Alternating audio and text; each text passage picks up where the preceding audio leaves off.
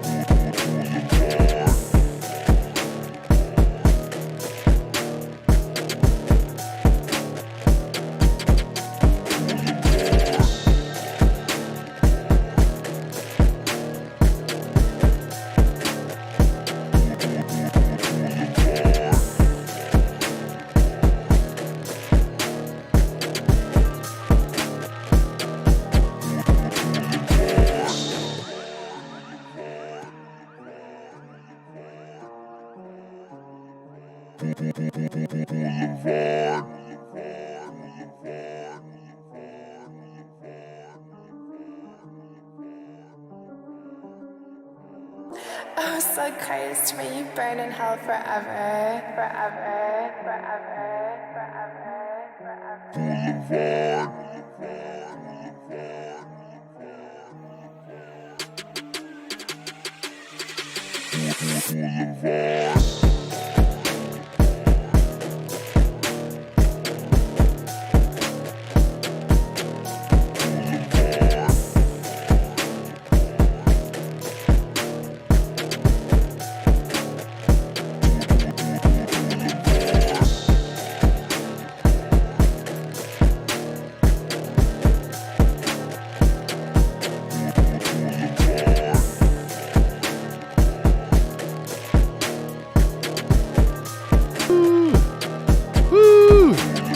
Not frozen.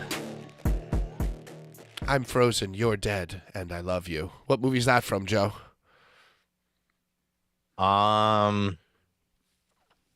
Is it a horror movie? It's Vanilla Sky.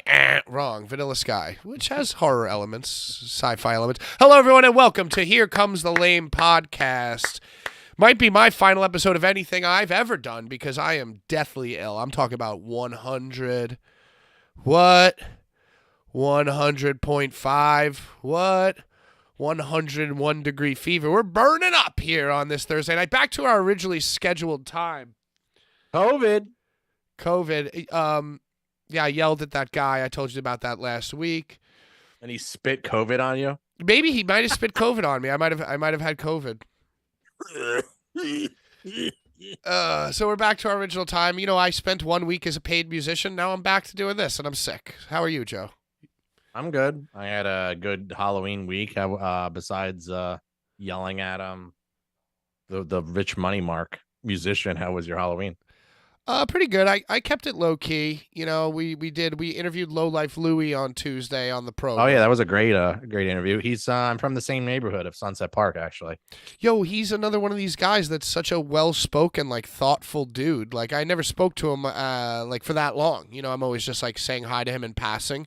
You know, he's always been nice with the platitudes or whatever. But man, what a thoughtful guy. You know, you'd think to yourself, wow. Who knew? I was trolling in chat the whole time. That was probably like the most I've probably spent on a Versus the World episode. So especially when you guys were arguing at the end, and I was like, gotta go. Bye. See you Thursday. Bye. Program over. By the way, I want you to know that there was a moment on Tuesday where somebody said, "Oh, Jedi Joe's he can't win the contest because he's part of the show," and I said, "Well, he's part of the franchise." And I got roasted in the Versus the World group chat saying that that I disrespected you. So I want to apologize. What but what is the lads were telling me that wasn't nice of me, and they said that they pitched an idea saying that you need 2 minutes. Like we give Schlack 10 minutes on the show, you get 2 minutes, and then after 2 minutes we just hang up on you no matter what. Yeah. That'd be fine if I'm around and stuff like that. But Tuesdays, I'm trying to make Tuesdays my other DoorDash day, which might not be a bad idea. I can do it while I'm driving, like Schlack does. Live from the streets. Live from McDonald's. I had a fucking experience tonight. Oh my God. I was at a McDonald's for an hour today waiting for an order. And then I was like, well, do you have this order? And they're like, oh yeah, we are back. It just never came up and I had to cancel it. Damn. So they paid me for half. They paid me for half time. Because it wasn't your fault. Yeah. Like DoorDash support then calls the McDonald's and then like, they just didn't pick up because it's poorly ran. There's no leadership. Like when you pick up a DoorDash order from McDonald's, there's a 50-50 shot that you're getting fucked. Why would you even accept a McDonald's? Do you have to accept? Because it was a good pay going all the way back to my neighborhood, and I didn't want to be out because I wanted to eat with my girl before. You wanted to eat the McDonald's that you picked up. That's happened before too, where this same scenario happens and I have to verbalize the order and then they give me the food and then I drive to the person's house or drive in that direction and then just cancel and eat the food. That's not right. That's not right, Joe. Well, I'm pretty sure the person either canceled or was refunded or whatever like that. So it doesn't even matter. So it all worked out for everybody. What happened was they were going to get free food out of it. And I knew that was going to happen, and that doesn't happen on my watch. I get the free food.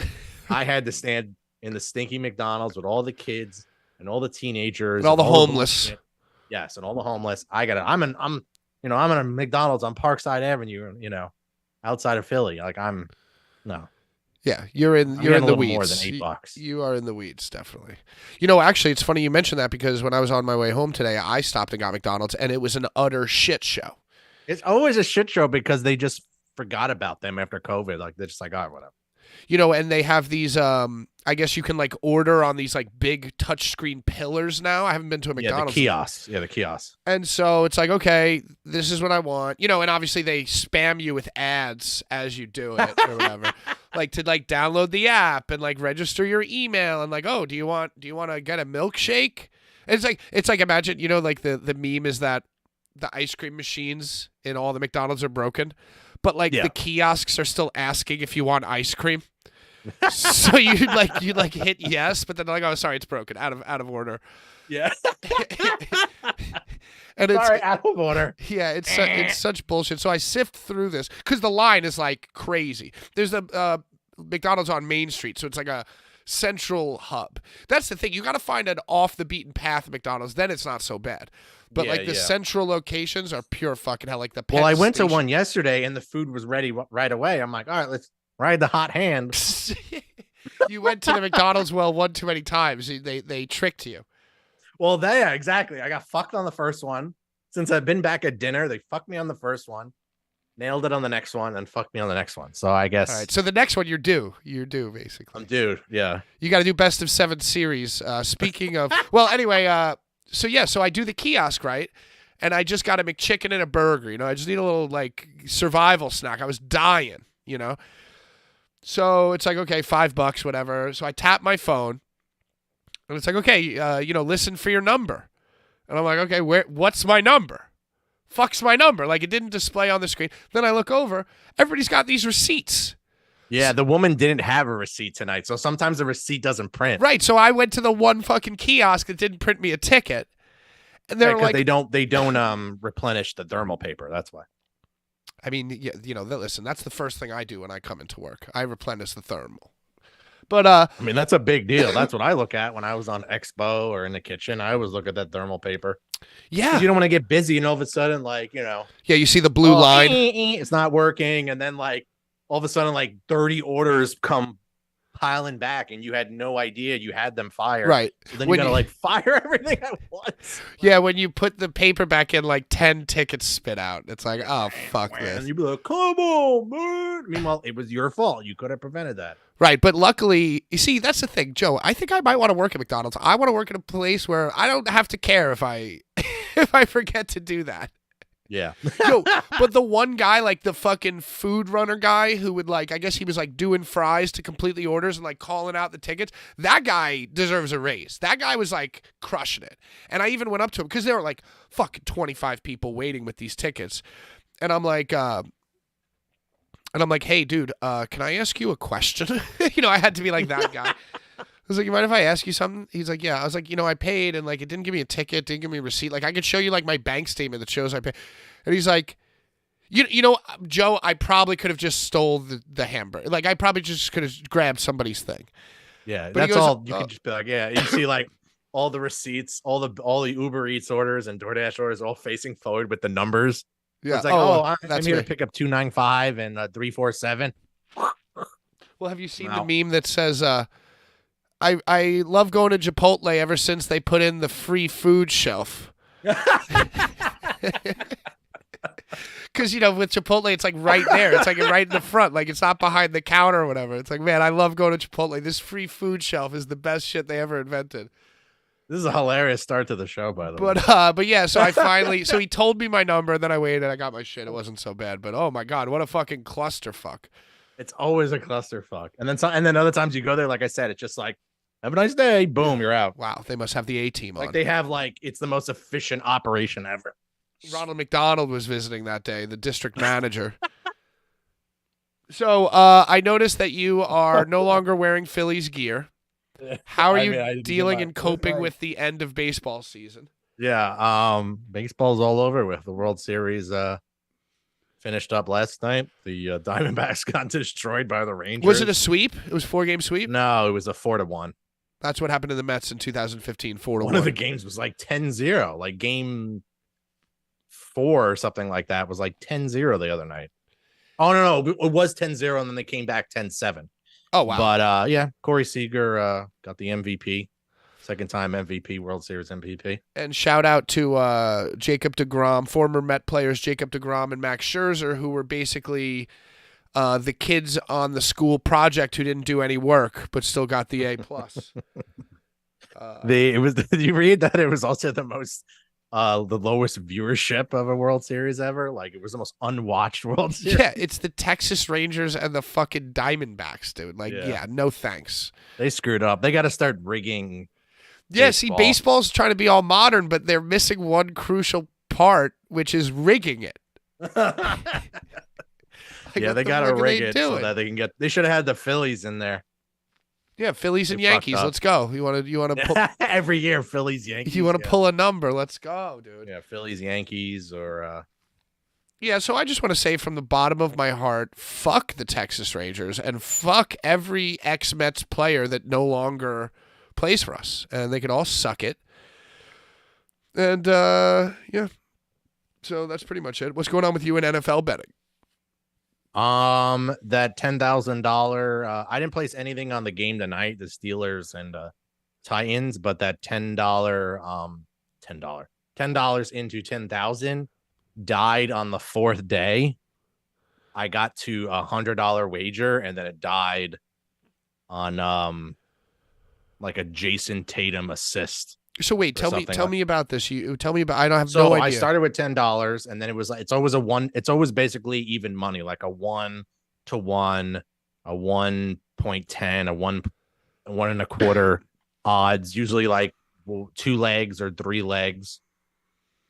I'm just tailing a guy's bet on a Discord amount. So you create your own parlay. Yeah, but it's always like something that's like -50 plus like -250 equals like somehow a buck. And what if you can stack these as the days go on and like get better odds on them? No. So once you start winning, then the odds start to get worse on them. Like, you have to stack even more legs. So the point, like we have to like then scour all the NBA stuff, and it's only on NBA. So, to get an odds that's like basically, you're basically just doubling up your money. So you just start with 10, you make 20, and then you put 20 down, you make 40, and then you put 40 down, and you make, whatever. Jeez. So you basically have to I got up to like the $100 wager level, and then I shit died. And then we started again. And now we're just stuck in neutral. We can't get past day one because it just starts over again. So and what, this is all season? I don't know how long this guy wants to do it, but I mean, the guy made me like $200 in like a few days. So I'm going to, So you trust him now? Yeah. Everyone else has been posting their bets too in the Discord. It's like a resale Discord. That's kind of dope. And we have a gambling section. So yeah. So all the money I'm playing with and or losing right now, I lost. It isn't like I'm pulling out of my bank account every day. Right. And a lot of it is no sweats too. $10 no sweat, or did you lose and I put the $10 back on, then I lost again. But yeah, Sixers. I think there's like 2 bets I took tonight. There was like a Sixers Raptors, and then Sixers spread, and then like something else for the 10,000 challenge. So. Do you think that Joel Embiid is going to do suck it at WrestleMania 40? So I saw that Triple H because he got fined for doing right, and this happened last year as well. Same thing happened last year. He got fined last year too? I don't know if he got fined, but like there were clips of him. He's been doing suck it for a few years now, and like I guess there was like Hunter hit the bell with the sledge at like a postseason game or something. There you go. Yo, it's gonna happen. Like you take the Lily Small bell and hit the Liberty Bell? He came out with a giant sledge and was like, down to the king. And he tore his pec doing it, obviously. Yeah. Both. No, that's Vince, how the legs go. Yeah, so that's what I was thinking. Who's going to be at Mania? They have to have, it's sports in Philly. Yeah. Mania in Philly. You have to have either like Embiid. Well, I would say if I had to put my money on one Philly sports star, it would be Embiid, standing right between Triple H, Shawn Michaels, and like X-Pac and Road Dogg.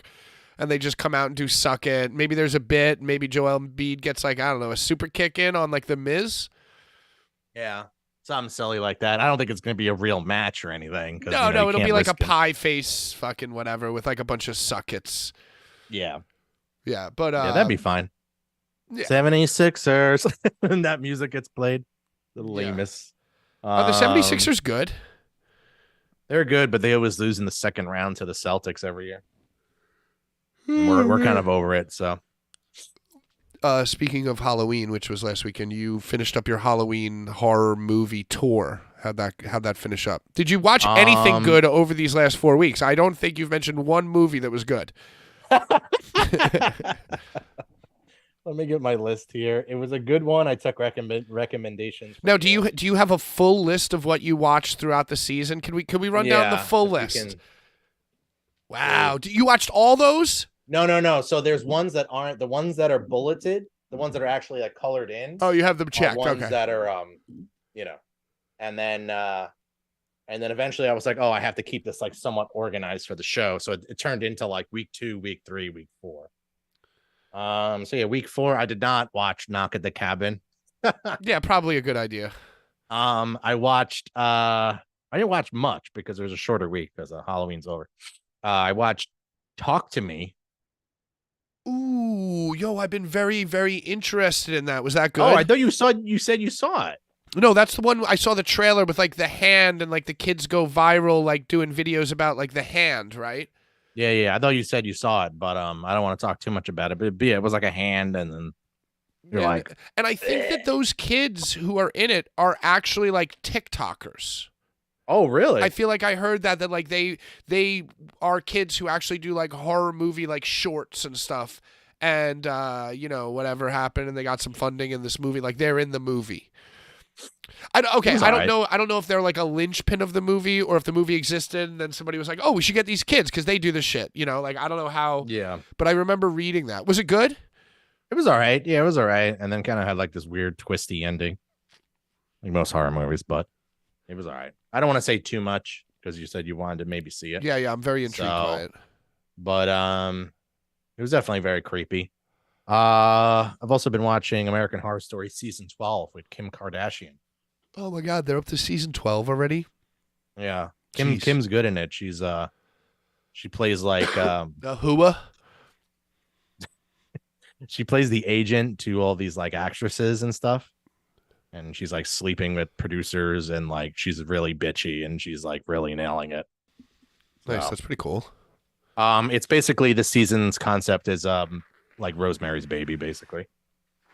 Emma Roberts is trying to get pregnant and then she like has a miscarriage and then now she is pregnant again and it's like, well, I thought I had a miscarriage. Like, oh, it might have been twins and then the embryo, blah, blah, blah, blah, blah. But the baby that's probably being born is like a spider monster. Yes, I kind of like that. That sounds dope. Yeah. So that's good. That sounds good. Yeah, it's been good. And then because the last few seasons coming out of COVID were horrible with that show. So I'm glad it's kind of bouncing back now. All right, okay. And then I watched Dash Cam.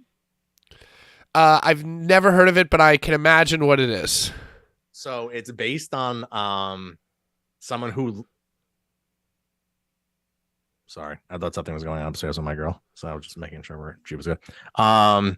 Dash Cam is about someone who is like a TikToker or a Twitch streamer who is always dash like she has the dash cam on her. She's live streaming from her car. So it's the most like, it's the most popular or the biggest stream of like, it's kind of like Instagram, live streaming basically. Right. She's the most popular influencer, of what she's doing in day-to-day life or whatever. She's very like she's a MAGA. She's always like cursing out libtards and like all this other shit. She flies over to England to surprise her friend. She's recording the whole thing and just shows up, and then she ends up stealing the guy's car, her friend's car, because like she gets kicked out of the house because the guy's girlfriend doesn't want that girl there, and it's a big thing. So she runs around. The guy also does like DoorDash in England. So she's like, oh, I'm going to pick up the food. And she goes into the restaurant. No one's in there. It's just dead in there. And then the person's like, oh, you got to leave. Like, we're closed. Actually, wait, do you have a car? And come back here. I need you to do something for me. And I'll pay you. And it's like a woman's on the ground. She's like, no, this is like human trafficking. She's like, here, I'll give you all this money. She puts this old lady in the back seat of her car and then starts driving her to this address. Turns out the woman is like, has like abilities. You can like move kinetic, like, matter and fucking fly and like do all this fucked up shit. And like, it starts really, it's kind of a mess, but it was entertaining. And it's all like Blair Witch style. Right. That's what I was going to ask you. It's all from like Instagram live footage. It keeps going on and off live. A lot of things where it's like, you could see me like this, and then you'll see something come up from behind me. Yeah. The woman will come up, or then like something will hit. Like you could see it, but they can't see it. Right. someone passes out and the camera's still recording, and then you see like the woman like right, they like her move down foot out of the tree yeah. and then like walk out of the shot. Like it's pretty creepy. That sounds fun. It sounds like a good time. Yeah, it was weird. And I think that's it. And then I'd watch John Carpenter's Halloween on Halloween. Nice. I do that every year. A classic tradition. Next week Invincible comes back. Have you watched Invincible? I never watched the first season. No. Yeah, well, that comes back. Season 2 comes back next week, which I'm very, very excited about. But besides that, I actually had the pleasure of meeting somebody who has never watched Sopranos in the middle of their Sopranos run. And I have completely taken that over and commandeered that from them. And I basically, I stand by the TV and point to things while they watch it. I'm like, don't you see this here? Like I do the John Madden telestrator. Yeah, just ruining it. Like, but man, that is, I've seen that show probably like 15 times, 20 times. And I'm sitting there watching an episode that I've seen that many times. And I go, wow. Every time I watch it, I discover some new magic about how fucking good that show is. Aliens made it. I'm convinced. Can't convince me otherwise. Speaking of aliens, do you know Andrew Zakarian? He's like a fucking Ryan Satin, like he's a pundit, like a wrestling news pundit. He hosts the Mat Men podcast. Have you ever heard of this guy? Oh, okay. He's always like tweeting about, like, my sources are telling me that Tony Khan has a big announcement, or whatever. Yeah. He just retweeting news. Yeah. Well, no, apparently he's like an Adam Schefter type. He's got his sources, apparently. But unlike us who retweet news and say we have our sources, yes. But so I run into him the other day. And he was like, oh, hey, Bullies, show's going good, blah, blah, blah. What's going on? I'm like, nothing. What's going on with you? He's like, oh, I'm working Exotica Con this week. I was like, oh, the porn convention? He goes, yeah. I was like, oh, that's so cool. Boulevard Bullies, we always tried to get press passes to that. We always thought it would be a hoot. But, obviously 3 bearded white guys who are into wrestling aren't really the people who are going to get press passes, so we're constantly denied. Yeah. And I was like, that's cool. I'm jealous. And he goes, you want passes? He's like, I got a whole bunch of VIP passes. I'm working this one booth with this place I work for. You want passes? So it was said, so thy shall be done. I will be in Edison, New Jersey on Sunday at the porn convention. So you're going to have to definitely record some stuff, some content, or at least go live or something. Well, everybody goes there wanting to interview porn stars. I want to go there interviewing the fans. Yeah. I think that's because you're gonna have to shell out like a few grand to talk to all these girls. Yeah, no, I'm not trying to. I'm not trying to do that. I think the fan idea would be great. Like at the sweatiest, grimiest, like adult film mark, But he's wearing an AEW shirt. Ooh, that would be good. There's definitely some fans. There's definitely gonna be wrestling fans there. Like 100 episodes. There's gonna be some wrestling. Wrestling and pornography is like literally the most like parallel sort of like 2 things going. What's up, Logan? What's up, Sean? What's up, Brian? How are you guys? Hey, thanks for watching. Yeah, so I read that Katie Forbes is going to be there, so maybe I'll like hang, maybe like at a wrestling convention. RVD would probably be there. Well, that's what I'm saying. Like I was going to say, like if I was at a wrestling convention and RVD was there, and I was like, hey, RVD, let's hang out. He'd be like, oh, I'm busy, because I'm just one of like a million people trying to hang out with RVD. RVD. If you smoke with him, he'll hang out with you. If you smoke him up, he'll hang out with you. So like that's what I'm saying. If I get him in a place outside of his element, yeah, he's probably going to be lonely for friends. He's probably going to be sitting there all day, exhausted. Yeah. Like she's going to be the popular one this time, and then he'll just be hanging out. Like who wants to go meet a dude at a right? Nobody's going to want to hang out with him, but except for me. So I'll be like, hey, what's up, Rob? He's just going to be on his phone. He's going to be on his phone wearing his Boulevard Bullies smoking skull tank, obviously, because that's the only shirt he owns. So God bless him. So that's going to be my plan. He knows because he doesn't know you by face, does he? Well, maybe I'll have to wear my own. You have to wear your own. You'll be like, yo, man. I'll go undercover as a Bullies fan. I'm like, I love those guys. Yeah. No, that's a good idea. You'd be like, hey, man, you recognize this shirt? Oh, yeah, bro. No. Did you see his hair? Like he dyed his hair like jet black. No. Yeah, he's What, in what- like the he's Jet Black on AEW. yeah, the other day? he's a reoccurring Hook tag team partner now. He's done it like a few times. I mean, I saw the match the other day. It wasn't this week though, on this Dynamite, right? No, I think it was last 2 weeks week you ago. were on. Yeah, but he tagged with Hook, and his hair was like jet black, and it looked very very strange. Bow Speaking of down E- to the. speaking of ECW, have you seen the Superfan documentary they had on Peacock? No, but I know that it exists, and I know that it was in production for a long time, and that it wasn't going to come out. And I guess there was an uprising, a public calling for it to come out. So I guess they paid somebody to finish editing it, and it's Yeah. out now. What does it have to do with ECW though? Is that where that guy started? Yeah, so it's about it's like a 40-minute documentary about this guy Vladimir. He lives on the Upper East Side.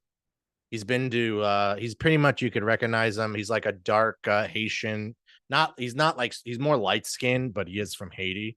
He looks more Latino than, that was news to me, but always front row, really built dude, glasses, like nerdy glasses, bald head, always clean shaven.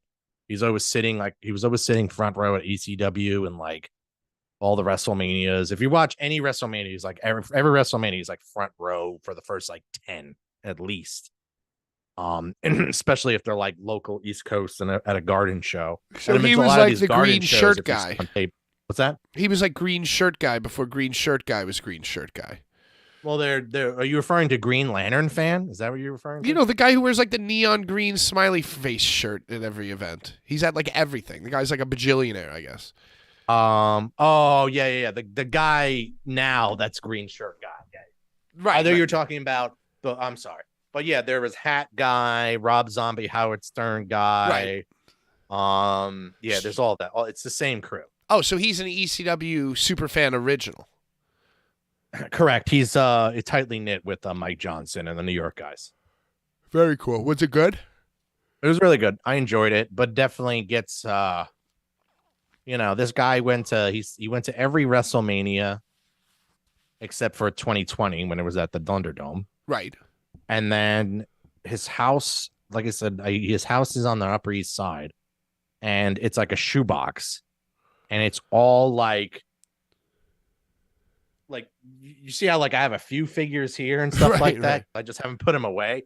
Imagine just the walls like just covered with shit. It's like this is like the Rockers, like Shawn Michaels, Marty Jannetty's shirt that he wore. He gave to me in whatever was it, 1988, wherever the hell, 1991. This is some worn thing. It's just the wall, and like the camera crew could like barely, they probably like had a handheld camera in there. Just you couldn't even see like furniture. I don't think there was furniture in his apartment. It was just like no. All he just sits on is he sleeps on a bed of commemorative chairs. Yeah. It was all chairs. They did a wide shot in the beginning of him like slithering out of his apartment, and it was just all fucking chairs, dude. Like all up on the walls and shit. I'm reading in the chat that he's a WWF original and was the first ever superfan, and he became known from Rowdy Piper calling him into the ring to say who he I can't see what this word is. Something. So basically they showed that like Piper called him into the ring at an MSG show. So I guess before like pay-per-views were like a thing, the MSG shows were like the big show. Right, right.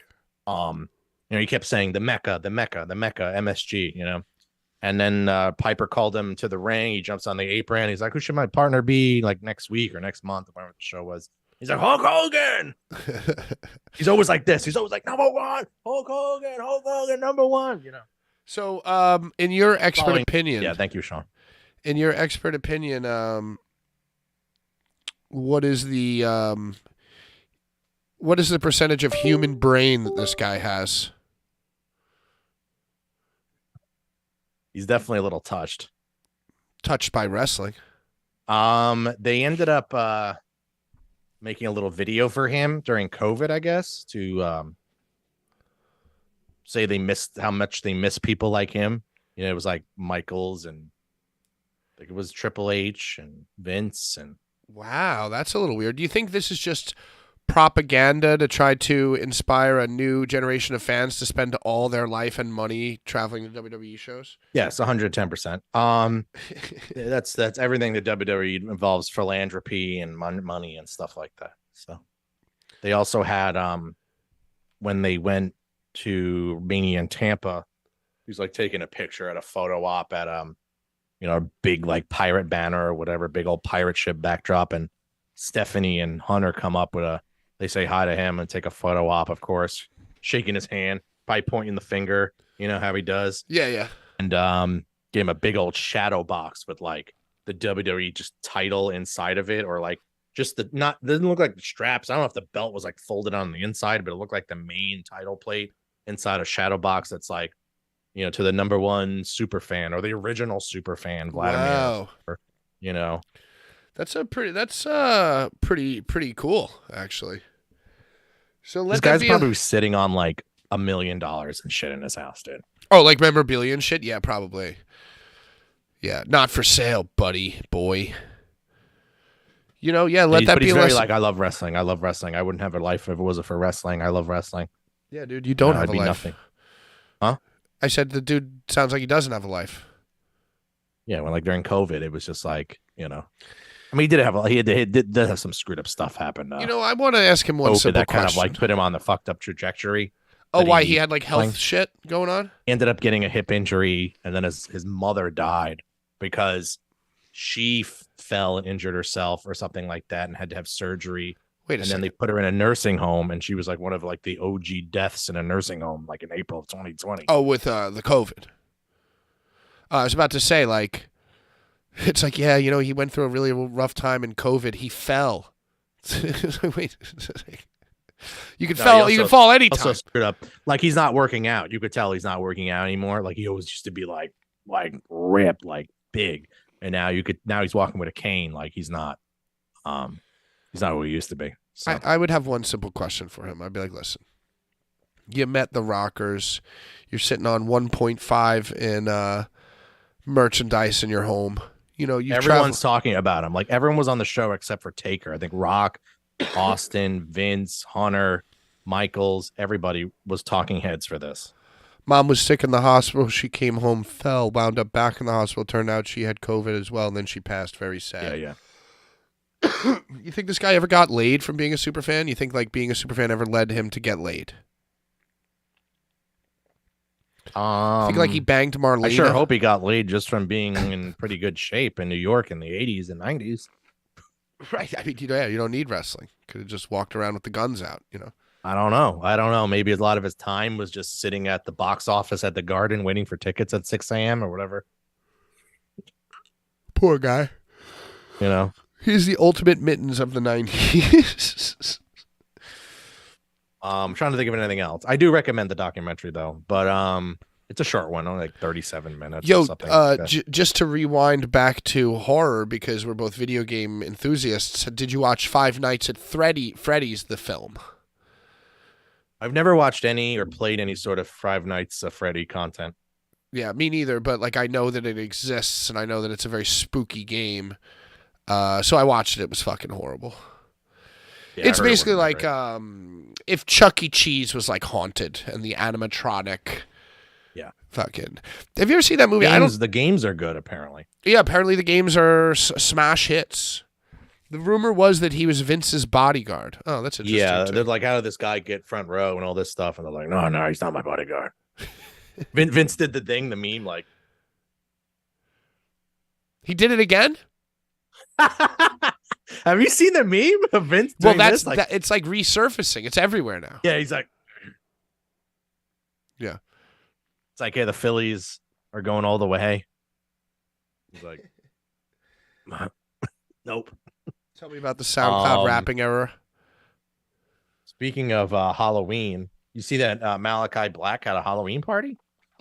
No, I didn't. Where did he have his Halloween party? He had a house party at his own house. Oh, I was going to say, where did he go to fucking like the Black Craft store in Salem and have a big party and where he that DJ'd? Probably would have been way cooler, but then the reason I brought this random thing up is because I don't know how. Oh, I follow this really good tattoo artist of like anime, video games and stuff like that.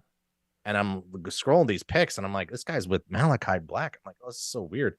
And then I guess I think what happened was either he gave Malachi tattoos or gave Zelina tattoos, and they were invited to a party, and nobody was dressed up.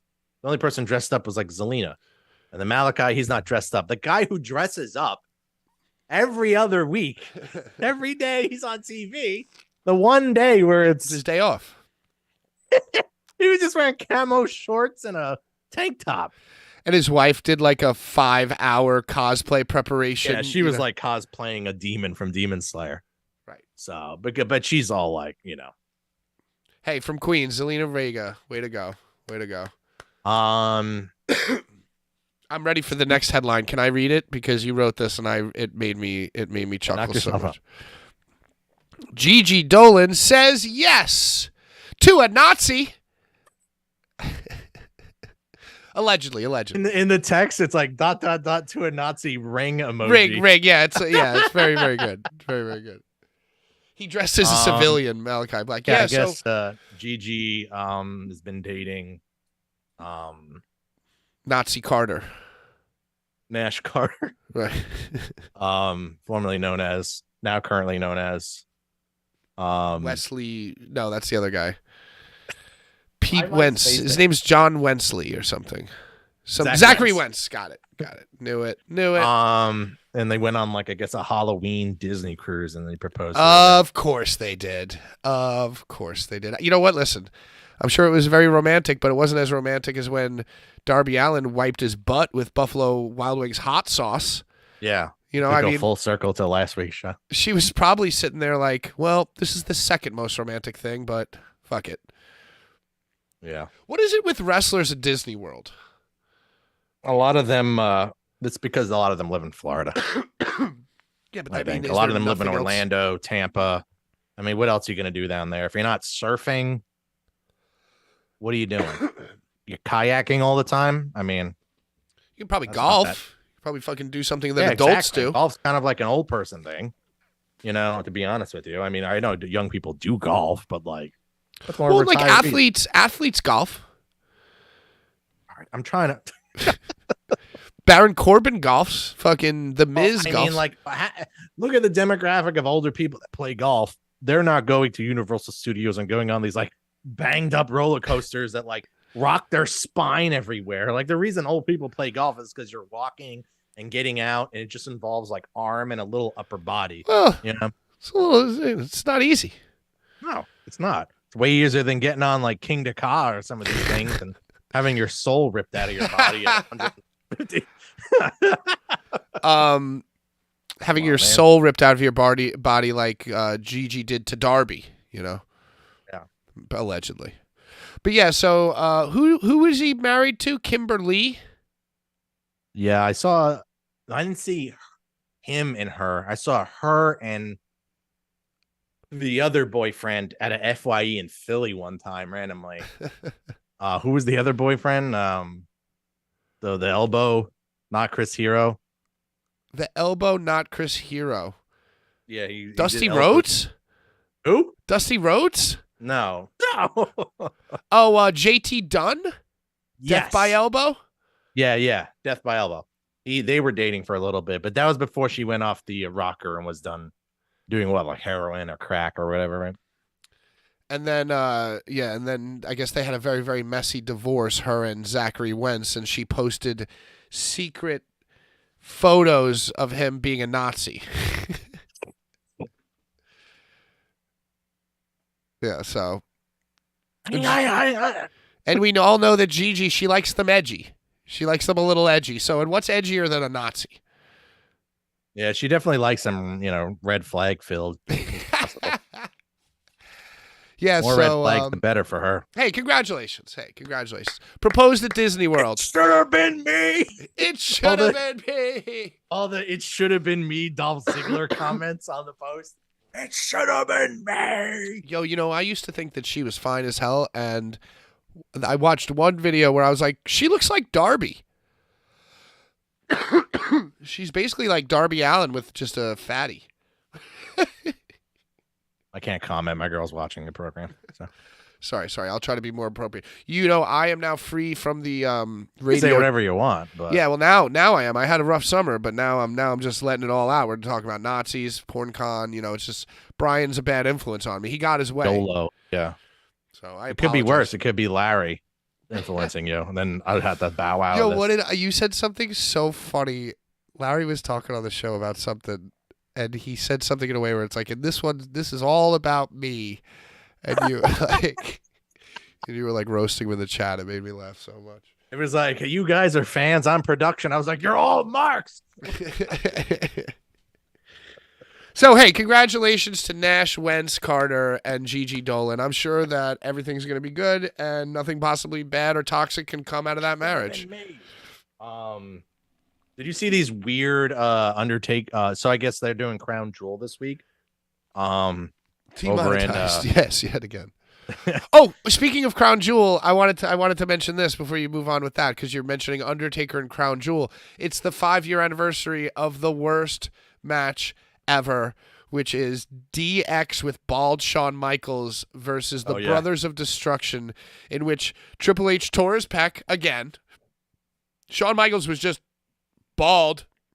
He did a moonsault that would like make a PCO moonsault look good. That was the one where he's after the finish, he was like mouthing like, "We're too old for this," or something like that. We're definitely too old for this.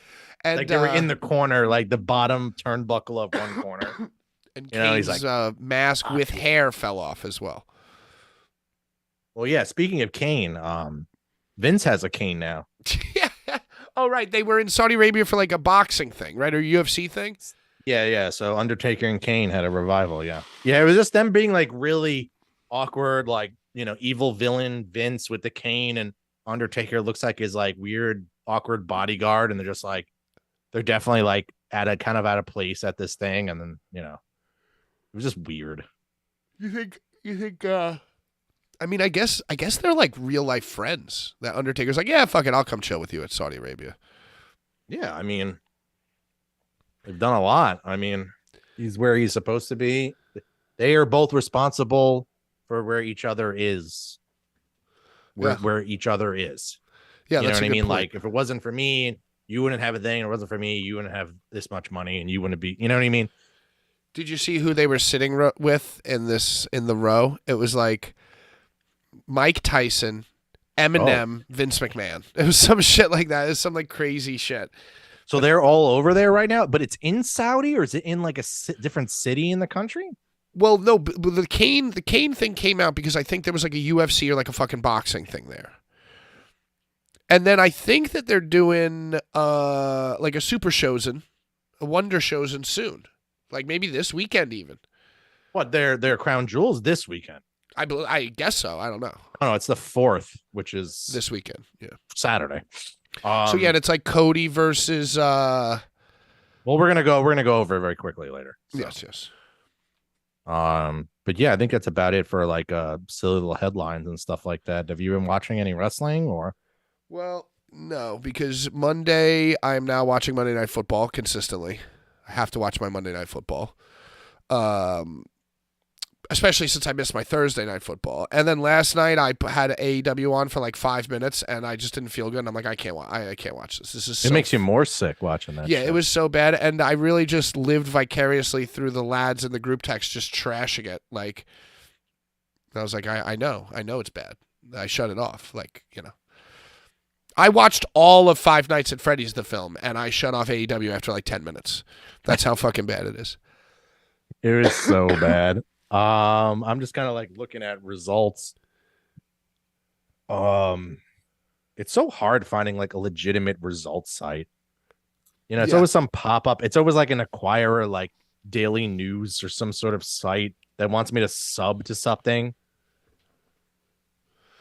Well, if you want the results, if you want to not have to watch 2 hours of wrestling and just skip right to the results. Either way, it's always ads or you're paying, dude. I'm just gonna briefly go through this. I mean, what are you gonna start on? You gonna start on some AEW or some WWE?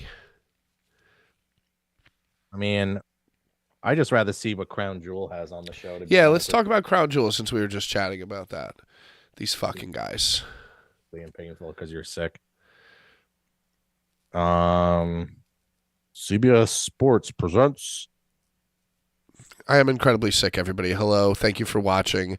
Boulevard Bullies is officially ready for remonetization application. However, after I deleted all the debaucherous videos from our channel, we dropped in watch time, required watch time. So even though we crush every other metric, I had to delete the videos that got us in trouble in the first place. So we need that watch time. So if you ever wanted to fall asleep watching the Boulevard Bullies YouTube channel, we have plenty of playlists. And, just mute it. Turn the computer, away from you. You don't even have to look at it. Just let it play. All right. I don't know why I just don't go to Wikipedia right away. So it's this Saturday at the Mohammed Abdu Arena in Riyadh. Oh, that's a Saudi beautiful Arabia. building. Beautiful building. It looks like I feel like Riyadh is where they always do it. yeah, probably. Sorry, I just don't. It's No, because they've been to like Jeddah here. Oh, that's right. And they went to India. Like I just don't know all the countries by name. I get a little confused. That's right, Jeddah. Yeah. Sami Zayn versus JT McFunko Pop Right. singles match. I guess that's. Do you know any heat behind that? Is there any heat? Yeah, the only heat that I feel is in my body coming. No, but did you see that Sami Zayn cut a very, very fiery promo where he blended the lines of the Judgment Day being the oppressors, and if they are the oppressors, his name isn't Sami Zayn, his name is Revolucione. And it was a very heartfelt promo because it was like kind of he was really talking about his feelings for like Palestine and fucking whatever the fuck, like it was obviously about what's going on in the Middle East, So what does JD McDonough have to do with it? I haven't really been following him. I know that he's kind of like their lackey, the Judgment Day's lackey.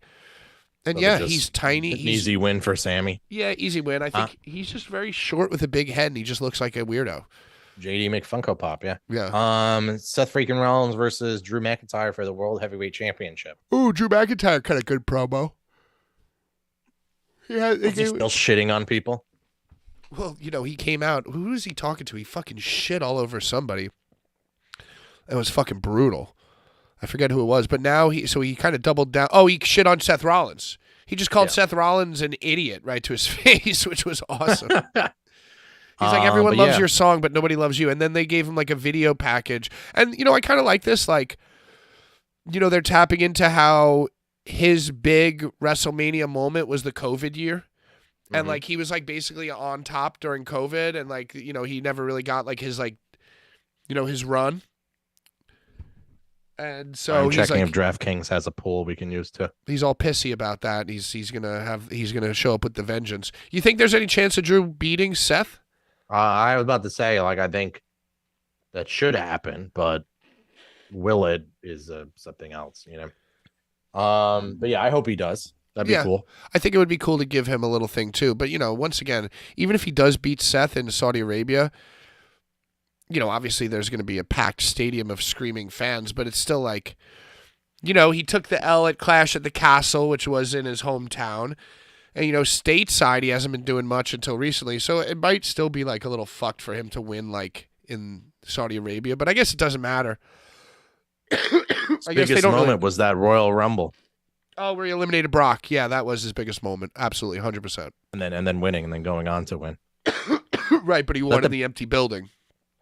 Yeah, and then he won in the empty building. Rhea Ripley champion versus Nia Jax versus Shayna Baszler versus Zoe Stark versus Raquel Rodriguez. Oh yeah, World Championship. Let's go. Fatal 5-way. Who's getting injured in that?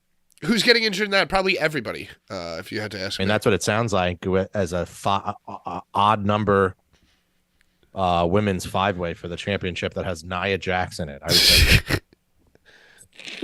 Well, that match also doesn't have like any good guys in it. Like there's no like baby faces really.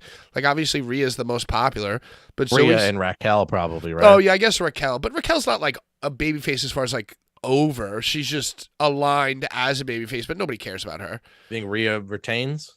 Yeah, she better. She fucking better. I bet they put the belt on like Nia or Raquel or somebody. No, don't even say so. Don't even say that. Yeah, but then you realize they can just come right back to Raw and put it right back on them. You know what I mean? Oh, just like pop the crowd, put it right back. Yeah. Tony Khan booking. Are they all going to be wearing their onesie pajamas during this match? Oh god, yeah, that's true. Yeah, sleepover five-way, sleepover fatal five-way. Guess who's back? Roman Reigns with Paul Heyman versus L.A. Knight. Yeah. What are your thoughts on LA Knight? Is he moving the needle for you at all? No, I mean I don't watch the show, so obviously not. Nothing on the E. It makes me watch the E. I only watch AEW to cover it on the show, so nothing wrestling. That's what that's what I said to the group chat last night when they were all complaining about AEW and I was sleeping. I was like, I feel bad. Joe watches the show and takes notes, and I'm just like, I can't even watch it for more than 10 minutes. I feel bad for this poor guy. It's all right. I mean, the notes are the best part because it's like me saying it, Yeah. Part of the joke, Yeah, but the only thing, it's like if only there was a way to write funny jokes about what happened without watching it.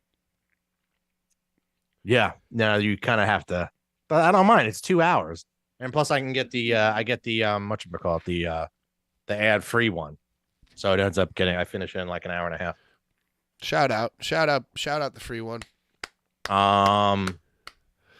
Cody Roman Rhodes is back. Yeah, Roman. He's on his super part-time schedule now, and he's fighting LA Knight, and I think he beats LA Knight. What do you think the main event of the show is? I mean, we still have a few more matches. I mean, it's got to be Roman LA.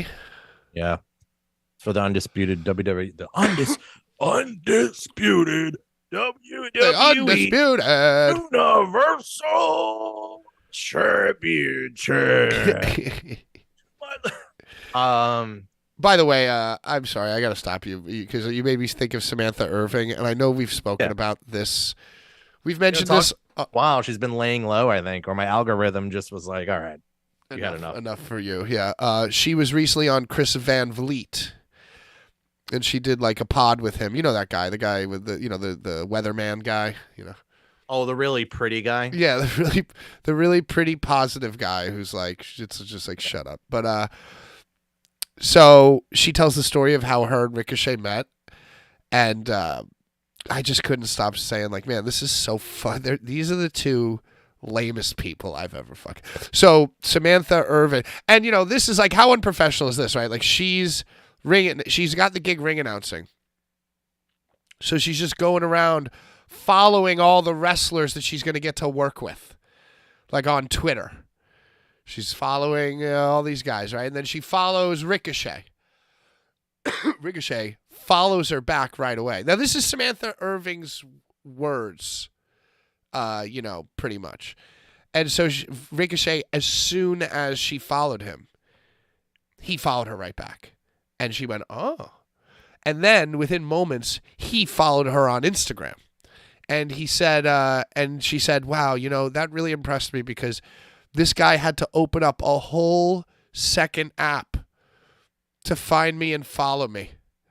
And I was just thinking to myself, like, is that what we're calling effort these days? Like that he had to find you on it. He had to simp for you on Instagram. And then he liked all of her photos. Oh my God. And then eventually she said, "That's the move these days. You follow somebody and you just gotta like all the photos, every single one." Then she said, "Wow, hey, thanks for your support." And then this guy, because he's a fucking simp, loser, flew. He flew out. He was like, "I need to meet you," and he flew to fucking Las Vegas to meet her. And their first date. Yes, he DM'd her. Well, yeah, they slid into each other's DMs after, because you got to like all the photos and you got to open up the second app. And she's just telling the story like, and, you can just tell that she thinks that it's the cutest story. And I don't know, maybe I'm an old cranky guy, but I'm like. I'm sure it was lame as fuck. Yeah, it was lame. And then we drove to the Grand Canyon as our first date. And Chris Van Vliet's like, that's like a 6-hour drive. It's like a really long drive. She's like, yeah, it just seemed fun. Oh, it was so random. It's like, okay, you fucking losers. Like, enough. Could have just made that. She could have been lying too. You know how many of them just make up shit for the sake of like clout or whatever. Oh, so stupid. I have grown to hate her so much. I think I definitely have a heavy hand in a lot of people hating her. Yeah. Good. You're about her so much. Yeah, her and Renee. You're telling anybody who will listen that she sucks. It's oxygen. It's working. Rey Mysterio champion. What the hell is he a champion of? The United States. United States champion. Yeah. Versus Logan Paul. I would say just give Logan the belt here, all right? Yeah, might as well. And it's so dumb because I think they fought already. Didn't they fight? Didn't Logan Paul and Ray already fight once? The Mania, maybe? Yeah, I don't know. I don't remember. But this time it's for the United States Championship, so, go figure. Cody Rhodes versus everyone's favorite Damian Priest. That's who he's fighting, Damian Priest. That's boring. That was another one. Damian Priest was all over that Vlad documentary. Doing they what? Showed him like 2 or 3 times. I don't know. They like did a talking head. They showed him in the ring with somebody, and then they showed him again talking. I'm just like, so what does Damian Priest have to say about the superfan? What does Damian Priest have to say? Like, well, this was, if it's not for people like him, like we'd be nothing. It's like, we're doing it for these guys and blah blah blah. something generic, Stupid motherfucker. He's definitely gonna get a huge push. Like he's gonna be like in the main event of WrestleMania, or he's probably going to win the Royal Rumble at some point soon. Ooh, how about a Drew McIntyre win and a Damian Priest cash in? I could see that. Let's do that. Fuck it. Senior Money in the Bank. Who else is on this show? John Cena versus Solo Sikoa. Boo boo boo boo. Love me some John. Love me some bald spot John. Bald spot John. He don't give a fuck. He's like, hey, you know what? When you see me in these movies, they spray paint this shit in. I don't give a fuck. Yeah.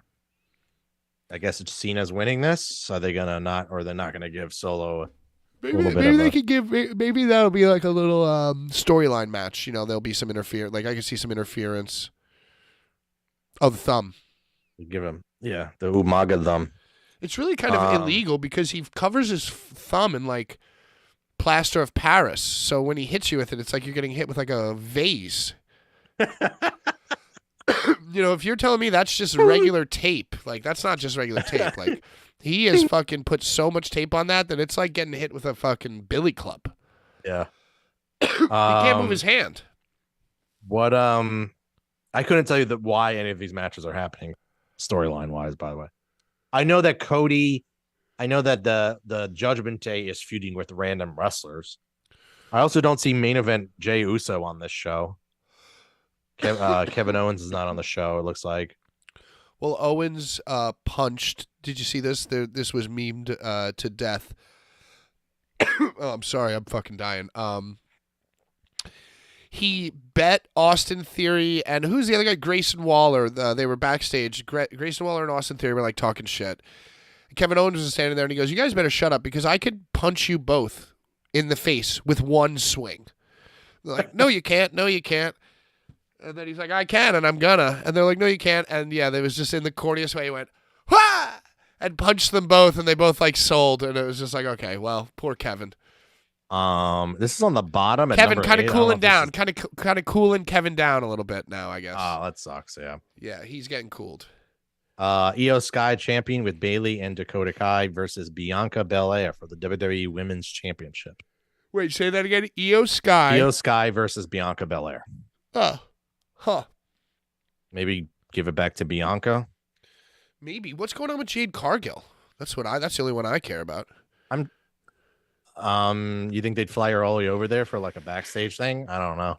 No, because the Saudis will probably think she's fucking Godzilla and try to shoot her with a missile.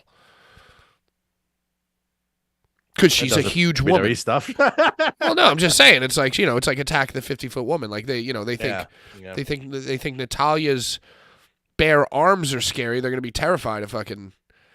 She's so like weird how they think nature. they're so afraid of women. But WWE's changing that, don't you know? Well, they're gonna start covering up. They're trying to liaison women's skin. Oh yeah. Normality. They just go right in. They go, women can do stuff too now. And Saudi Arabia's like, whoa. The thing was now every show they're gonna have not more revealing, but just more like expressive attire. Oh, like a They're piece not, of They're not clothing. just gonna wear the all black like Alexa Bliss and Sasha Banks wore. I think what I heard last from Jade Cargill is that her and Becky Lynch are doing like staring downs. They're doing stare downs at NXT, and like the match is all but like gonna happen. That Jade's first match is gonna be against Becky. That's the word on the streets. In NXT, but Becky's not the champ anymore. Right. But maybe that's by design, because for that match you don't need a title on the line. You just need Jade, and Becky's a big enough name. Oh yeah, I agree. Anything else at WWE? I have breaking news from Logan Stein, longtime Bullies family member. My refereeing debut will be on IWTV in a couple of weeks. Will keep us abreast of the situation. We'll have to check that out. Yeah, maybe I'll have to we'll steal watch my it. buddy's login. Yeah, oh yeah, share the login. Hey, speaking of IWTV, did you watch or were aware of this Matt Tremont versus Cruel cinematic match? No, I saw something about the Matt Tremont death match tournament advertisement. Was that? Oh yeah, the one that was like House of a Thousand Corpses. This just in, by the way. Oh, breaking news. Talkline is it? Get the fucking goddamn advertisement. Is officially selling the leather jacket denim Triple H jacket. Ooh, so it's a denim with the leather sleeves. Bow down to the gamer. I used to pretty much own that, by the way. Like I had my own, like I had the denim vest on top of a shitty leather jacket. Yeah, and they're charging $200 for this. Oh, Jesus Christ. Oh man. Oh, the king. The king of kings. Oh, and they got the model wearing like denim. Can you say sorry? No, it's so bright I can't see anything.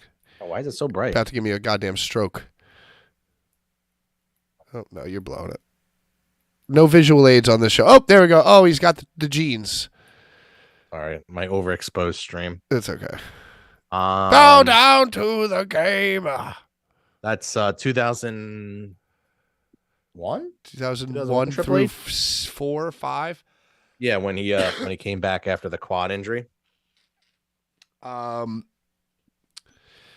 We'll have to check out the Logan Stein on IWTV. And then as for Tremont, I don't know. Did that show pass already? Well, his deathmatch tournament was on the 30th, and then the IWTV cinematic match debuted on the 31st, Halloween Eve or Halloween night. Have you seen this? Is it funny? You know, I don't know, but the trailer kind of intrigued me. I was telling the guys, like, I don't really get excited by stuff, especially stuff on IWTV. What we should do is record us watching it for Watch like along? exclusive YouTube content. Yo, because you could do that. You could watch other stuff on YouTube. They can't get Yeah, you would just bring up IWTV and then have the Discord like this or whatever, and then capture. Maybe. I mean, the trailer looked good. It was like, I guess one of the producers from IWTV was like in search of an old haunted spooky forest to do a wrestling show at, and there's plenty of those in South Jersey. Yeah, Williamstown. But the trailer looks very well done. All right, so maybe we'll do that. We'll keep that in the can. We'll have to do that soon though. But you're sick, so yeah, maybe we'll try to do it for this weekend or next week or something. Yeah, I definitely want to see it. It kind of piqued my interest. Speaking of, let's stick to the indies. You told me before we went on the air that GCW has announced what Chinese buffet annex they're going to be running in. And you have no idea that there is an actual Chinese buffet across the street? I did not know that. There is. There's like a China Star buffet or one of those across the street.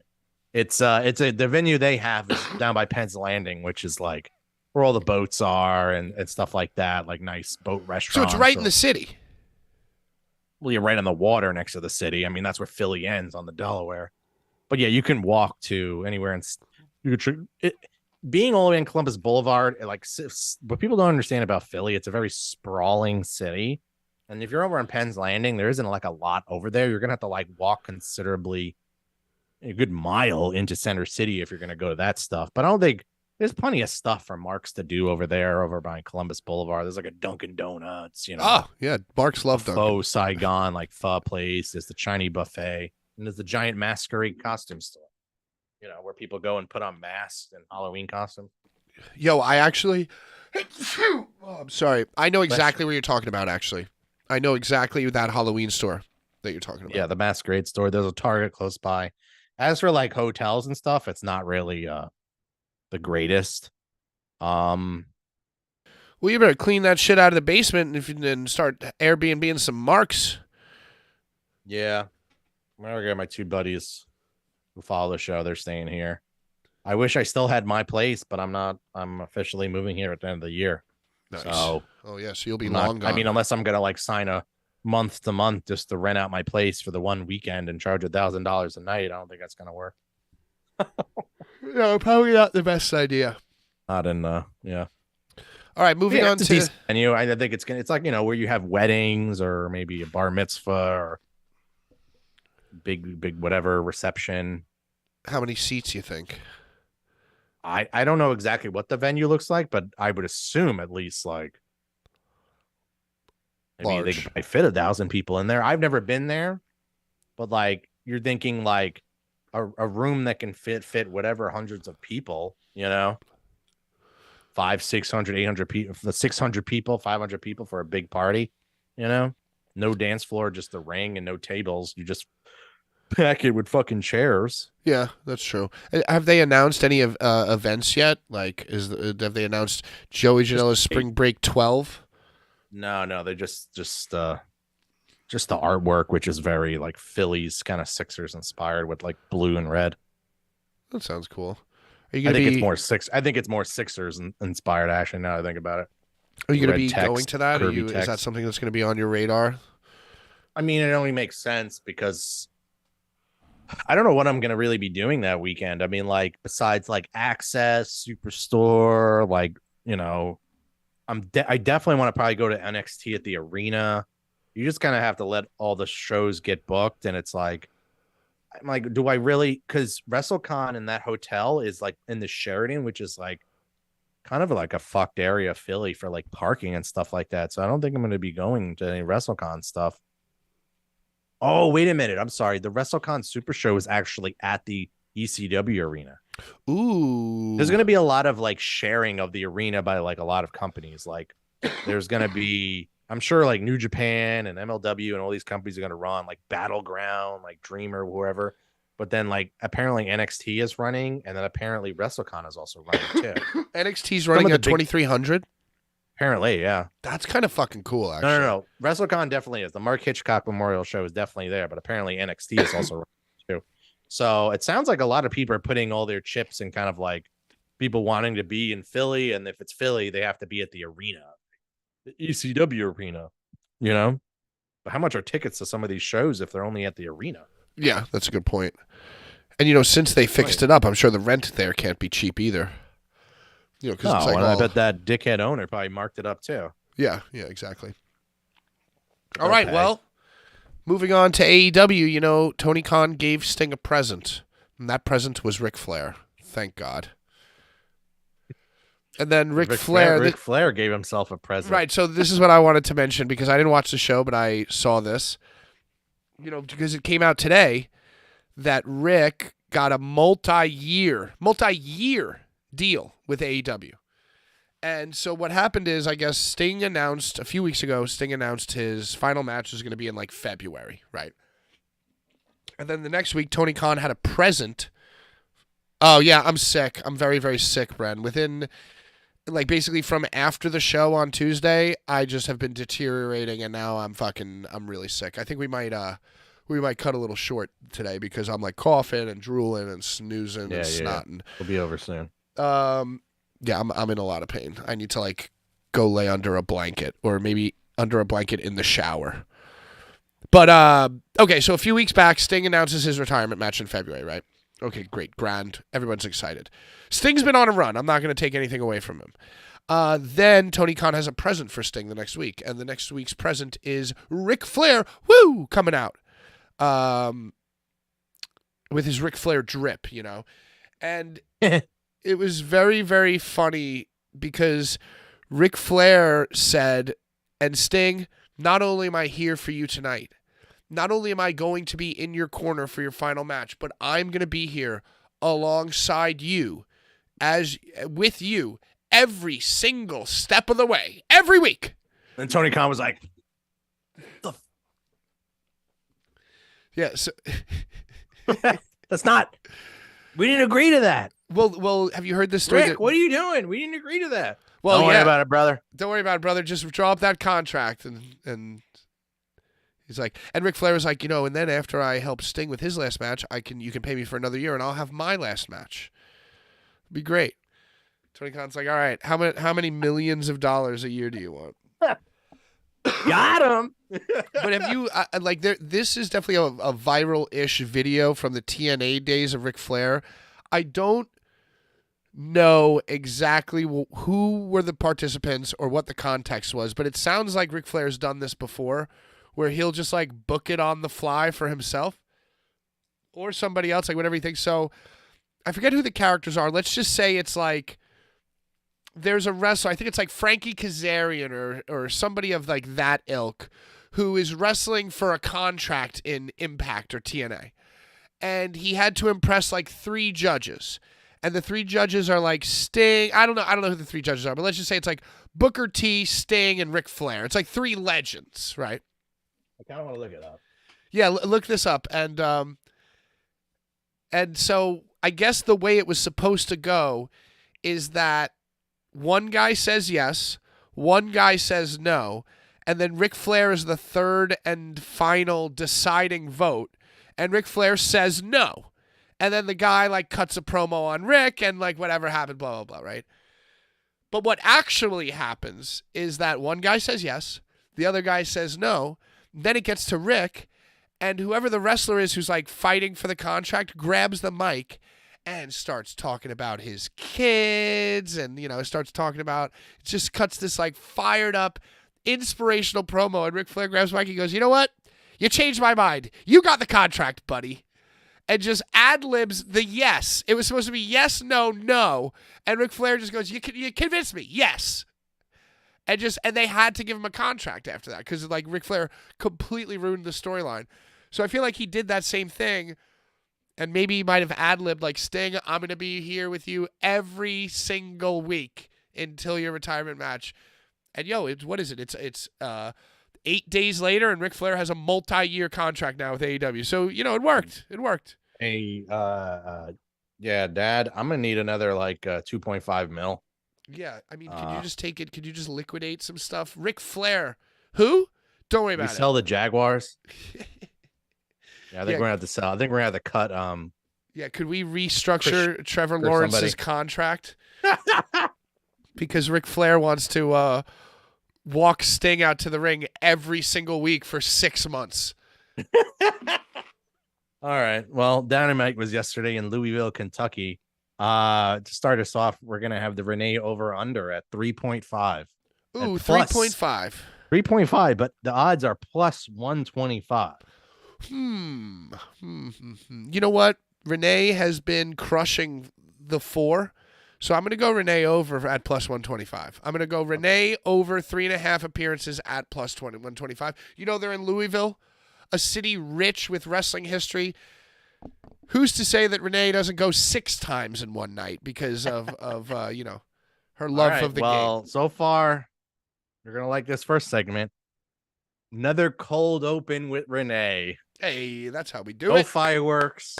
No light the boom. The dynamite. None of that. We start with boring Renee and another awful cold opening. MJF and Adam Cole on an awful quality Skype call. What? Talking about his partner and how he needs him and he needs partners for the night. And then guess who walks in? Adam. This is easily the worst opening in Dynamite history. So bad. And the fireworks hit. Oh, thank God. Thank God. I don't know what their deal is, but we're just making starting the shows like shit. Like they should just start every show with just the match. Like the following contest, your opening contest is, Yeah. just start it that way. Do the music, do the fireworks, get right into the match. Like imagine be like, what are the people doing live? Like they did this last week too, where it's just like, show starts, right? The main title doesn't go on. It's just a backstage of just Renee and a well, promo. and imagine you're like Justin Roberts or whoever, like the assistant, whoever the producer is. It's like, all right, guys, it's 7:59. We're 10 seconds away. Yeah. 9. When we go live, we want you to make some noise. 4, 3, 2, 1, and then just some shit pops on the screen. Yeah, and it's like, hello, and everyone's just like, So dumb. So wait, so Renee was on the Skype call with them? No. So Renee was just interviewing MJF, and then they had a TV that had like a really bad quality whole Skype call going on with him with a grown out beard, like pretty much to your length. Adam Cole? Yeah. Like he hasn't shaved his beard in months, it looks like. I don't think he's really hurt. I'm gonna be honest with you. The Astro opening with the pyro happened, and the opening match was Orange Cassidy defeating Claudio. Orange Cassidy's music hit, and the crowd doesn't pop. Dead silent. Shot a woman in crowd during match crying because Orange Cassidy just got squashed the whole match, but he didn't get squashed. He countered. Claudio threw him up for the Euro, and when he threw him up, he just stood on his fucking shoulders and then threw it into a Dragon Rana and pinned him. Oh, it was actually a pretty dope finish. But he does a terrible Dragon Rana, because if you can't do a good Dragon Rana with Claudio, you're not. You're doing something wrong. Poor Claudio. Claudio is like the biggest lucha guy ever. Like, he's like the tallest, most buff, but he's like perfect platform for all the right. luchadors and smaller guys, like a good base. Yeah, good base. Quackenbush, El Generico. Yeah. Well, those guys, Quackenbush will be coming back to AEW at any moment now. No. No, he got canceled. He can't. I'm actually going to book Quackenbush on our Philly show. His illustrious return. It's going to be awesome. He'll be an XPW if he's on Dynamite. Moxley looks like Dean Ambrose. He had like a leather jacket on and his white T-shirt. He wasn't wrestling. He just came out and beat up Orange Cassidy, but he looked like Dean Ambrose.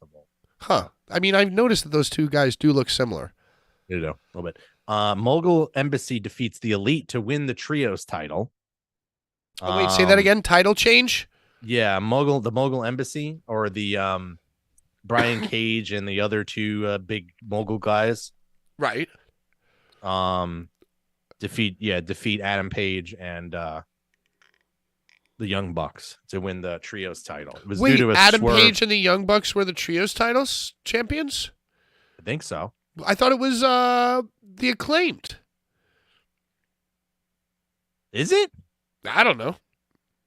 I mean, they just made those custom belts that scissor, and you could buy one on the shop for $5,000. It would be a little strange if they took the belts off them. Maybe I did. I did. I was due for a note botch. It's been a while. Yeah. Well, anyway, they beat them. All right. So in a match of no consequence. Yeah. Whatever. I don't know. Maybe the results I also looked at were from like 6 weeks ago or something. Whatever. It was from Dynamite last year. Yeah. Whatever. So yeah, Team Taz. You're probably right though. No, I'm all fucked up. Well, because it was off a swerve distraction and the Bucks snapped after the match. And then the Edge segment to set up first of many 6-mans for Full Gear. Ugh. So it's going to be Edge, Darby, and Sting versus Christian, Luchasaurus, and Nick Wayne. Oh, thank God. Gear. I'm so glad Nick Wayne's getting involved. And I had Edge is so boring. That's what I got. Edge, oh, man. Yeah. Like some guys are like... He was DOA. He's kind of DOA. That's what I'm saying. Like some guys are all entrance, but Edge isn't even all entrance. Edge is like all first entrance. Like when he came out for the Royal Rumble, You know, like that was like an epic moment, you know, like, and when he came out of AEW, that was an epic moment, but like he's not even all entrance. He's just all first entrance. He's all surprise. he's so lame. He's so polite. He's so boring. And you know what else? It's like so stupid too. Like, I've known Christian for 30 years. I'm not going to fight him. It's like, what logic does that make? And now you are fighting him. So what, you think they'll do a tag match where like Christian is tagged in and then like Edge has no choice but to face off, but he won't hit Christian? It's like Christian is like running old ladies over in the street and like talking shit on Edge's like wife and kids. And Edge is like, I'm not going to fight you. It's like, God, you're so stupid. Sorry, I was looking at the trios thing just so I can like fact check It's going myself. to bother you if you don't.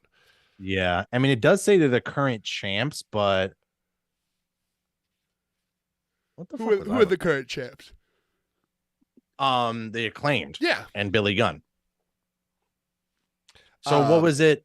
Oh, maybe it was for the was it for the ROH Oh, ones? maybe, yeah.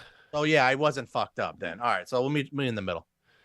We'll Um, agree. Just yeah, either way, it had to it's be for the boring. ROH.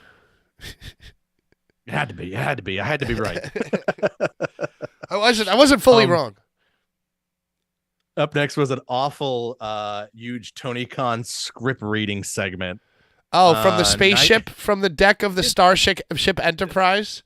There's a huge announcement from Tony Khan. Tony Khan has a huge announcement. You know, when you see like Tony Khan's a huge announcement. All right, so it's a backstage thing, of course. Right. The Tony's sitting next to Nigel. Nigel's like does a little intro, and then Tony goes into his bit. Nigel can talk normal. Nigel knows how to sell something. Right. Sells the prompter fine. But you know, Tony's like, yes, thank you, Nigel. This year in August, we went to England and had the highest ticket sales sold of any show ever. And then next year we're going to go back. So this Sunday or this whatever the fuck, you'll be able to get your tickets before anybody else. Tell him more, Nigel. Like, or he said something like, tell him all about Take it away, Nige. Nigel's like, oh yeah, that's. I'm like, holy fuck. And so what? They're like, so the shit takes place next August, and they're gonna sell tickets for a year. Almost a year. Because they're gonna go on sale like, I think like this weekend or something. He's like, oh, we're gonna really stick it to WWE. There are gonna be so many fans who are gonna go to Wembley instead of Philly. Well, people have to book shit, so you have to go far. Yeah, I guess that is true. But yeah, we're gonna have 100,000 people there. Yeah, we're gonna put a real dent in WrestleMania. Yeah, no interest in going to that. For fish and chips and chicken tandoori, I'm good. Nandors. Nandors, yeah. Renee segment number 2. I was just wondering about Renee. Where's she gone? I this over under is, man, that plus 125. I should have taken it as a sign. I fucked up my notes. My notes got kind of messed up because they got deleted, so I had to undo them and then redo them. So they got kind of messed up. Sure. It says Renee segment number 2, but then it says Jericho Omega defeat Cool Hand and Daddy Magic. Right, because they were. I don't know where this. I definitely was another Renee segment somewhere in there. I forgot what it was though. Oh, geez. All right. Oh wait, I know what it was. Okay, yeah, I'm good. It happened after the match. It was the Golden Jets, we'll say Omega and Jericho, defeat Cool Hand and Daddy Magic, whatever. And then it goes, I wrote, well, it's another 6-man. And then Doei Ibushi gets announced. It's not a 6-man though. It's a 4-on-4. It's an 8-man. Well, it's another multi-man. Another multi-man. Yeah. Doei Ibushi, Omega, and Big Show and Jericho Show, whatever like that. Yo, fucking Don Callis' guys they're so stupid because for Full Gear. I don't even know what the fuck's going on with like Chris Jericho and Kenny Omega, but I guess, you know, Don Callis has been like attacking them, and like, so certain things that AEW we were talking about before, where they're like, they'll pull the trigger on something like super prematurely, but then they'll like they'll build something up for 2 weeks, and then pull the trigger when really that thing should have been built up for like 5 weeks. And then like with this, I'm pretty sure last week Jericho goes, well, I got some friends too, and my friends are big, you know. And, right. Yeah. So like right there, you don't that reveal you don't space out over 2 weeks. You know, it's like right there he goes, I have friends too, and they're big. Boom, here Should goes have just Paul. came out like Right. yeah. So instead they had him say that last week, and then this week I guess it took Paul White had to get like get his gear ready and shit. I don't know, and so they had You to had wait. to take a physical because it can't even stand. He has to use the ropes to stand. Yeah, he's in bad shape. So like, what's he gonna do? Just like punch? Yeah. Well, it's a big show. Oh my God, it's a dream match. Finally, wrestling fans all over the world have been waiting to see Kenny Omega and Big Show on the same team. The Renee segment number 2 was Jericho and Omega in the Elite locker room, and the Bucks were back there, and the Bucks were like, "Why is this guy in our locker room?" Blah blah blah. But they did say something about like, we've had enough issues or something or drama in this locker room lately. Meaning what? Like CM Punk? I guess so, because then Punk came out.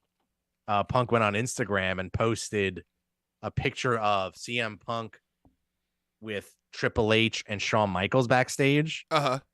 And then on the next following slide, it was Bucks with that picture of CM Punk posing in front of them. So I guess he's trying to say that they're politicking like H and Michaels. And then he posted, I saw recently, it was something along the lines of, your value can only be noticed when you're not there anymore or something. Yeah. He's feeling away. He's feeling away, Phil. Next up was Shida defeats Willow. Bummed about Tony that. Axel. Really, really wanted Willow to win the championship. Tony Storm acts like a moron on stage. Right. She was being crazy. She is so unhinged. Julia Hart gets spit on by Sky Blue. Sky Blue becoming evil. She just comes out and is like, in like the least subtle thing in history. It's like, oh, every week her black eye makeup gets a little bigger. And that's also suck your blood. That's also so stupid because like Sky Blue, for whatever reason, I mean, I don't think we'll ever know why. But she was very, very popular, like she was wearing her like bright colored gear and like coming out all cheery. Yeah. Yeah. And it's like, oh, wow, like this girl's got some momentum. Like, she's like doing social media numbers. Everyone's talking about her butt. She's very viral. All right, let's turn her boring and bad. Let's have her be like an emo. Let's make her an emo. It's like, what? Yeah, they really know how to cool people off, don't they? Backstage segment, Renee number 3. Ooh, we're getting there. I just need one more. Adam segment. He's just saying he wasn't. They weren't picked for MJF's because this is MJF had already picked the Acclaim to be his partners.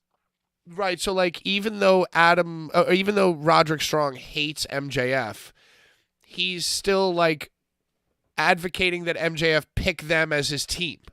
Yeah, which makes no sense. So everybody's like fighting over who gets to be the team that works with MJF. And Max Caster's doing like a modern take on the Mankind Pick Me Steve. And yeah, I mean, that's a massive compliment to even compare it to that because it's not. It's shit. It is shit. Show is just all MJF. It's just all like MJF, like, because then the main event's next and it's Bullet Club Gold defeats MJF Acclaimed. Switchblade pins MJF. It was kind of like a dirty finish, but cleanish. MJF wears pink. He matched the Acclaimed with his pink scarf and stuff. But yeah, it just every segment is MJF. Yeah, it's just MJF, Adam Cole. It's just the same segment every other segment.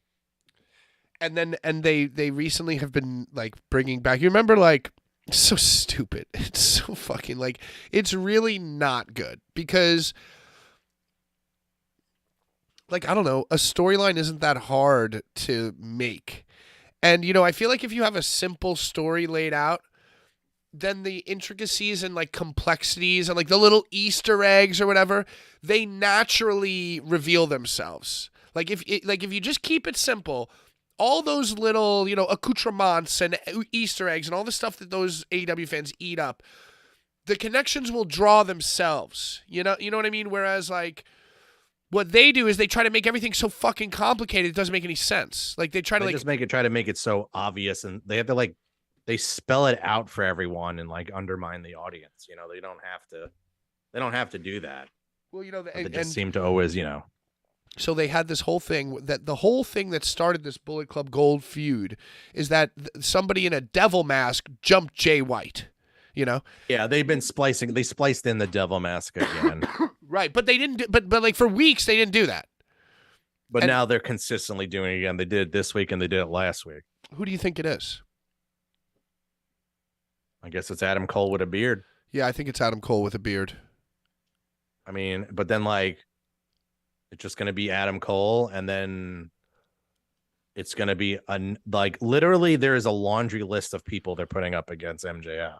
Right. So what? So like the devil reveal means nothing basically because there's a million people now wanting to like Wardlow who sucks now. He always kind of sucked. Yeah, Joe. Joe again. Well, oh my God, we didn't talk about this. Did you see that Kenny Omega and MJF like murdered each other on Saturday night?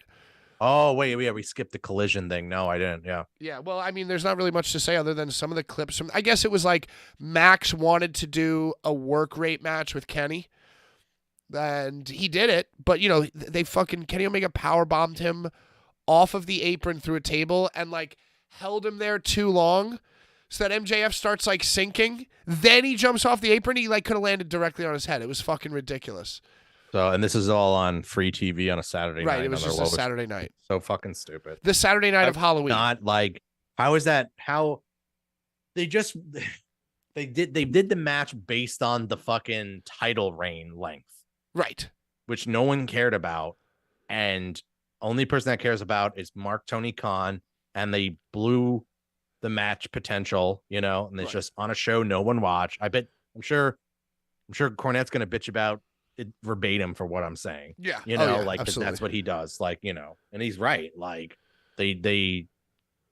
So what's next? All these other guys are and also like MJF at one point was by far the most entertaining, best wrestler in the company, and even though he might still be, they're making him annoying to me. Yeah, like he's the one guy who I never got annoyed by, even though they had him do the fucking musical stuff with Jericho, even though they had him do he's done a lot of fucking lame stuff, but I love him, so I forgive him. But man, I'm getting sick of fucking seeing him. And then, of course, just back to that's what I'm saying. He's all over the fucking shows. By the way, the show's over, and that's it for Renee's segments. Damn. So I was short. She was only on 3 times this week. That's why I tried to hint that it was at plus 125. No, you see, I that number seduced me. I was like, ooh. Yeah, that's what they do. And then at the end, and we were talking about this before we went on the air too. Like they're building up this Acclaim thing. And and they do this all the time. All the time. The odd couple tag team. The reluctant partner and the lovable loser friend or whatever, And like so for I guess it couldn't have been more than 3 weeks now. Max Caster has been stalking MJF like pick me, pick us, pick us. So, I'm sorry, I'm dying. But, what they could have done is they could have had this match happen. Then MJF is, like, still not their friend. And, like, it could have kept going. And then eventually, when you finally get MJF and all of them to scissor, big pop, big satisfying. He finally accepted his old friend, Max Caster. But they just did it right away. They already pulled the trigger on it. Week 3 into the saga, and MJF is wearing all pink, dressing in their gear. Like, for this first appearance, Max shouldn't have been matching them. And then after the match, they should have went to scissor him, and he would have been like, nah, we lost, fuck you. And then, like, it continues, and then, like, finally something happens, and then MJF, then they come out with the matching gear, and it's kind of, like, dope. And then they finally do the scissor, and everybody, and the crowd goes nuts. But no, they already did. They already the ending of the fucking storyline they already did, but there's more story. The crowd to go. barely even popped. Yeah, They just pseudo. Yeah, we'll pop because that's what we're supposed to do. Pop. All right, I gotta get Compared to how it used to be when they built up all these other things like the kangaroo kick, double clothesline. Like the crowd would go crazy for that because they were building it well. I mean, I thought it was silly, but still, like it got over. Yeah, you know. Well, and also, you think about something like the wrestling that all these guys are trying to copy at is the wrestling that we grew up watching. So you think about the Mankind Pick Me Steve thing. Like, that was so good because, or like Rock and Sock Connection, for instance, but like I thinking about Pick Me Steve because Steve Austin won the tag titles with Shawn Michaels and Shawn Michaels got like hurt or whatever, right? So it was Stone Cold was wrestling with both of them. And like, so for weeks, the storyline was that Stone Cold is defending the titles by himself or whatever. And like Mankind in his segment that was in like at 8:00, completely different, by the way. Like you never see Mankind, or at least at first, he wouldn't like go right up to Steve and be like, "Hey, Steve." He was just had the sign and he would do his own thing. He was doing his own matches, but he had the sign. They were building it up slow. And then he finally like confronted Stone Cold. What did Stone Cold do? Gave him the stunner. Told him to get the fuck out of here. And then when they finally accepted each other, it was like dope. It was awesome. It's like it made me love Mankind even more. And, you have so many of these and they have so many of these pay-per-views coming up too. This next they have Full Gear, and then after that they're gonna have a pay-per-view like New Year's Eve weekend in Long Island. Oh, like not Wrestle Dream, but it's like the end of the world or something. World's End. It's called. How perfect would it have been if you had the Cap guys, their story culminate in Long Island, right? Which is probably only like 10, 15, 20 minutes away from the Cap arena. Right, and you could have slow burned it until then. Yeah, there was no reason to do this right now. If you're trying to push, you could have did another Wardlow or another Joe match on TV if you built it up right. Because all these matches happened already. Yeah. Well, and then because definitely don't throw away first time Kenny Omega MJF on a fucking Collision. That's for sure. Right. Yeah. Well, for sure. It seemed like a dope match. It was like the match that you'd expect them to have, but it's like, who cares? There was no juice behind it. And like you said, this title reign thing, it's like somebody discovered that like last week and they ran with it.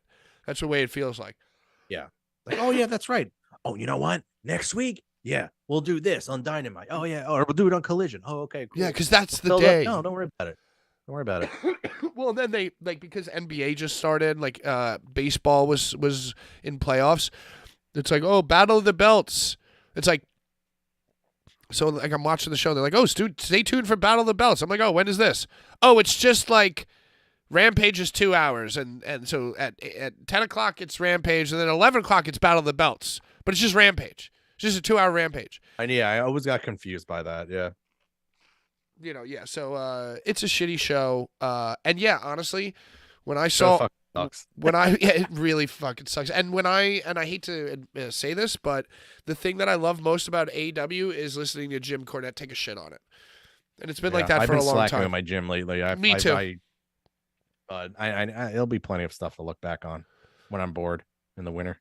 Yeah. All right. I gotta go die. I feel terrible. But we went 145. We didn't cut the show too short. I'm sorry for everybody watching. I'm sorry for you, Joe, that I'm blowing my nose and coughing and farting, and yeah, I'm losing it. I gotta take like some NyQuil and just pass the fuck out. Gotta be at full health for PornCon, obviously. Yeah. I look forward to all the interviews with that. Make sure you have and then we'll try to maybe we'll do a react to this Tremont match too, and maybe we can put that. I would love that. Yeah. Just don't watch it and spoil yourself. We gotta make it as believable as possible. Yeah, hell yeah. Yo, thank you for the appreciation, Brent. I last week, Joe, because I had to go with the money mark and play music, I moved you around. And I didn't want to cancel because I was sick today. I just wanted to make you do a terrible show with me. I feel like it was fun. I was laughing my ass off. Yeah. It's always a good time. We'll see everyone next week at the normal time, right? Yes. Thursdays at 8:00, we're locked in. Yeah, maybe we'll try to do the Draymond thing this week, but yeah, I could do that during the week. We could maybe. It honestly probably is only 20 minutes that we just need of our time. Right. Yeah, it's probably pretty quick. We need to be like, get down, get all this. You don't even have to get that. We can just. Well, maybe we'll like stream it on Twitch, and then I'll just put the replay of that on like YouTube or something like that. I don't know. Yeah. That's fine. Oh, I got to mention one more thing because I know that one of your favorites ever is Matt Cardona, and I just want to say that Chelsea Green won Halloween as the Bret Hart Jim Neidhart gimmick. Oh, good. Yeah. Did you see that? I saw that Piper was the hairy chest. Right, she did the goatee and the hairy chest. But then, it's funny. I was watching the match, or at least I was watching clips of the match, and I started thinking to myself, Chelsea Green wrestles like Matt Cardona in a way. Like she took the bump on the candy corn. She had her head dunked into the apple bobbing. Like she's such a rambunctious heel. Like, yeah, Chelsea Green is awesome. Yeah, like she'll always be the one to like sell it like, And like, you think about like what Matt's been doing with like his like custom gear and his custom entrances. Like he always has like a dope idea, and then like she comes out as Bret Hart and Piper Niven as the Anvil. That's like right up his alley. That's like so fucking brilliant. Yeah. And shout out Chelsea Green, who I have a photo with her from somewhere. Me and her took a photo at an NYWC show. She was very, very pleasant. Her husband, yeah, she's cool. Not so much. Not very pleasant. You gotta talk about action figures. Yeah, no, I didn't do that. All right. Until next time, same normal time, same sports betting information. Let's go Pittsburgh Steelers. On behalf of Jedi Joe, thanks for watching.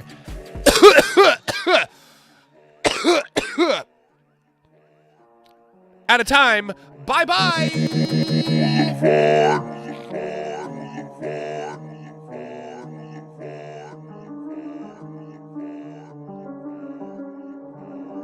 Oh, so Christ, may you burn in hell forever, forever, forever, forever,